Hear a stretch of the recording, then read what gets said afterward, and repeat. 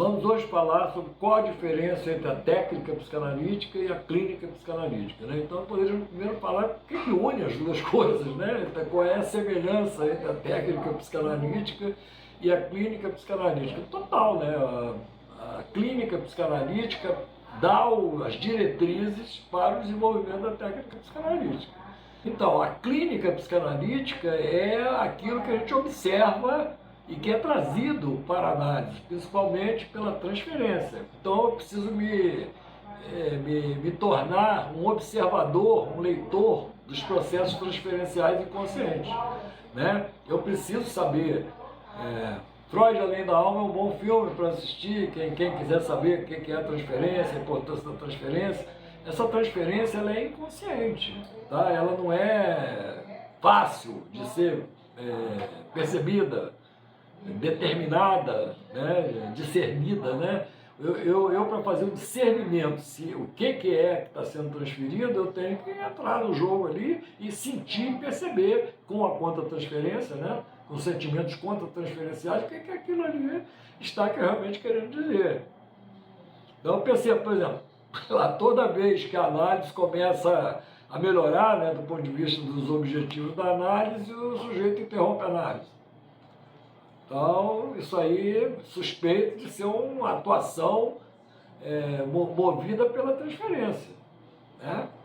Isso equivaleria, por exemplo, toda vez que a minha mãe, sei lá, me trata bem, chega o meu pai de noite, espanca ela, me espanca e tal, então pode ser um equivalente de uma coisa dessa aí.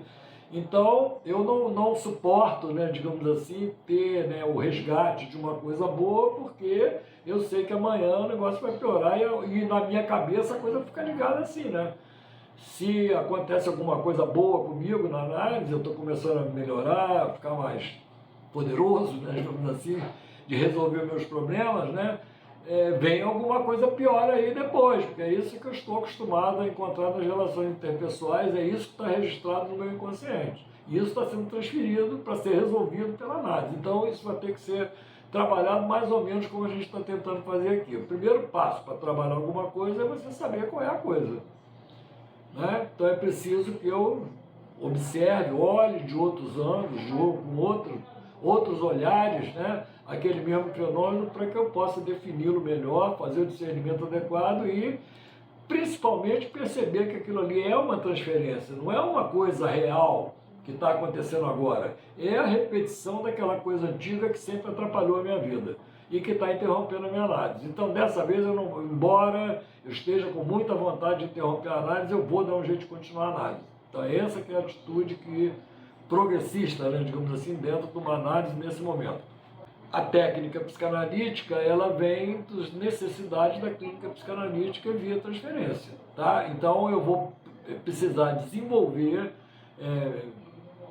modos, né, adequados de, a partir do discernimento técnico, né, de que isso é uma transferência, eu mostrar que vale a pena, né, digamos assim, realmente eu romper com esses maus hábitos psíquicos, né, para que eu possa me libertar, criar e trabalhar e funcionar, né, de uma maneira útil para a minha sobrevivência e para a sobrevivência daqueles que estão próximos de mim e da comunidade como um todo.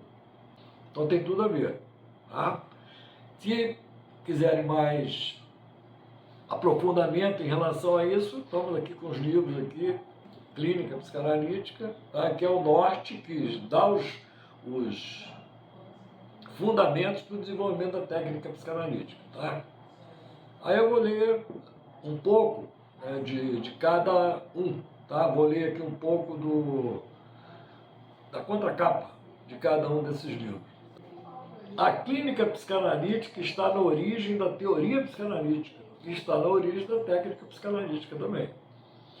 A unicidade do contexto geral onde os transtornos mentais estão inseridos é mostrada. A unicidade do contexto geral onde os conceitos psicanalíticos estão inseridos. Quer dizer, qual é esse contexto geral? Desenvolvimento da mente, tá? E é mostrada também a sua simplicidade lógica, cuja apreensão é possibilitada pela visão detalhada e abrangente das ferramentas psicanalíticas, conceitos de desenvolvimento mental em fases progressivas e de fixação psíquica e regressão da libido a esses pontos de fixação, enquanto condições psíquicas subjacentes necessárias para a formação dos sintomas desses transtornos mentais. Quer dizer, existe uma correlação prévia, né, entre o que acontece na clínica psicanalítica, quer dizer, os sintomas possíveis, né, de uma pessoa ter. Lembrando que a clínica psicanalítica ela corresponde ao que é chamado de psicopatologia, o que é chamado de psiquiatria, a teoria, né, da psiquiatria, né, os grandes síndromes psiquiátricas, né, tudo isso é a mesma coisa, está tudo inserido, estão todos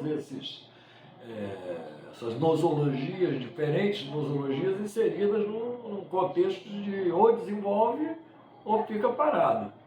Então, aquilo que está desenvolvido está no lugar daquilo que estava parado. E aquilo que está parado está no lugar daquilo que deveria ter se desenvolvido. Tá? Então, essa que é a grande descoberta da psicanálise.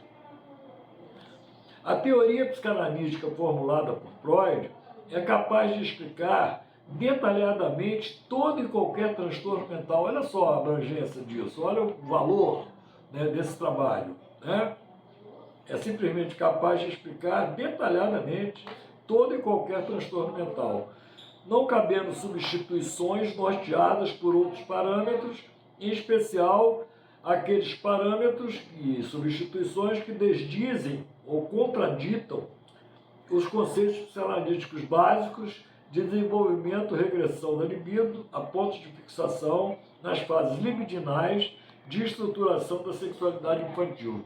Pois é, então, isso é uma frase longa aqui, né? Mas aí, simplificando, sempre foi assim, né?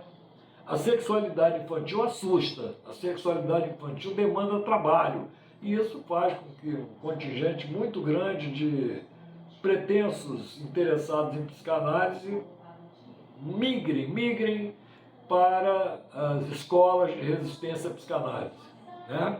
Como era de se esperar. Então, a grande descoberta da psicanálise, a princípio, a primeira avant-première da síntese psicanalítica fundamental, que foi em 1905, com o texto Três Ensaios para uma Teoria Sexual, né, que mostra a força da sexualidade na determinação dos traumas psíquicos que perturbam a nossa vida e que são capazes de destruir a nossa vida, né? Que precisam ser tratados, trabalhados e substituídos pelo desenvolvimento mental. A polarização entre neurose e perversão é outra das grandes descobertas da psicanálise, marcando a importância decisiva do respeito aos limites reais impostos à satisfação espontânea dos impulsos para a conquista da sanidade mental. Aí, ó, falando, não tínhamos falado sobre isso ainda, né, em várias outras palestras, mas é isso mesmo. Então, é uma necessidade de sobrevivência, de qualidade de vida e de sanidade mental, para ter saúde mental, para se tornar um adulto, né? É preciso ter respeito pelos limites da realidade, tanto interna quanto externa.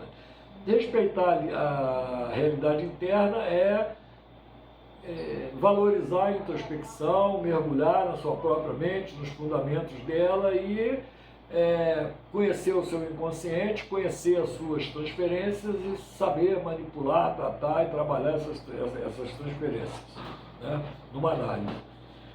E é isso aí, basicamente. Vamos falar sobre a contracapa do nosso livro Técnica Psicanalítica.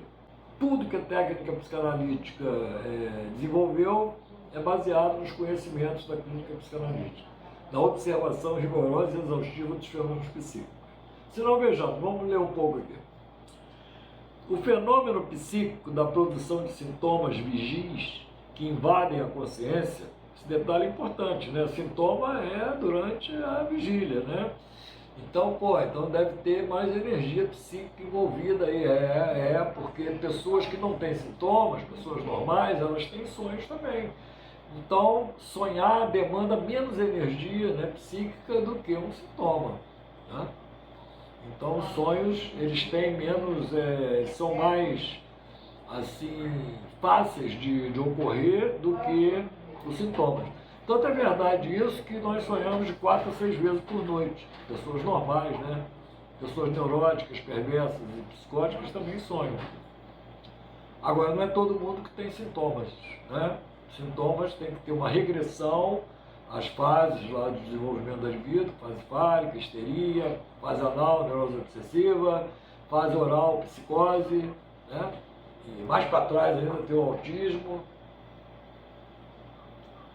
que é como se fosse quase, é escrito a fase oral de sucção, o autismo estaria quase que numa fase pré-sucção, né? Como se, ou então de sucção total, né? Porque ele vive como se não precisasse da mãe, né? Bom, e todo o desenvolvimento das fases, primeiras fases, organizações pré-genitais da libido, o fantasma da mãe, a sombra da mãe, está presente ali sempre, né? Bom, o fenômeno psíquico, então, da produção de sintomas vigis, lembrando, então, que os sonhos poderiam ser chamados de sintomas noturnos, né? Sintomas do sono, é uma boa expressão para sonho. São os sintomas do sono, né? O fenômeno psíquico da produção de sintomas vigis que invadem a consciência, gerando as perversões, as psicoses e as neuroses, é proporcionado pela transferência para a atualidade de complexos de ideias infantis inconscientes carregadas de afeto que se investem nas relações interpessoais e inclusive se investem na relação entre o analista e o analisando. Então é afortunadamente esse fenômeno da transferência que permite a existência da psicanálise. E essa transferência é a transferência dos conteúdos da clínica psicanalítica. Tá? Então, são os conteúdos da clínica psicanalítica que são transferidos para a situação de análise. E a força de resistência. Não, assim, detectar a transferência é o primeiro passo na aplicação da técnica psicanalítica. E a força de resistência contra o desmascaramento da transferência sexual e agressiva infantil deve também ser denunciada, em sua função de manutenção da puerilidade repetitiva durante a vida adulta. Quer dizer, se não for feito o discernimento entre o que é a transferência inconsciente de complexos infantis, daí o que é atualidade e realidade, a pessoa continua sendo psiquicamente uma criança. Ela não evolui para a vida adulta. Aqui em nosso livro, vamos aprender as técnicas psicanalíticas para a elaboração dos conflitos inconscientes entre o ego e o id, entre o ego e o mundo externo, e entre o ego e o superego. O ato psicanalítico, que a gente pode chamar de ação específica da psicanálise, só se completa após a elaboração desses conflitos inconscientes. Então está aqui a técnica psicanalítica, li aqui o contracapa, tá? Mostrando as ligações da técnica psicanalítica com a clínica psicanalítica, que são os dois livros que estão em destaque hoje aqui.